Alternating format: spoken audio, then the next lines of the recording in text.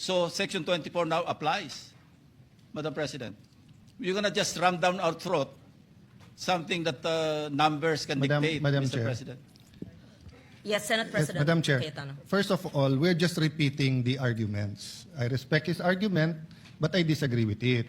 Secondly, they've used already 3 words: ram down their throat, railroaded, binabraso. In this democratic institution, when we disagree, we vote. When we have rules, we follow the rules. The particular rule in amending the rules is 136. We're following that. So why are we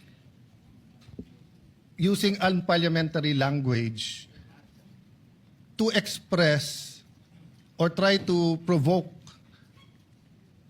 the kind of argument we don't want between the majority and minority? You have your opinion, we respect that, we have our opinion. So how do we resolve that? By voting. Now, if you think we violated the rule, then go to court. But we do not think that we violated the rule.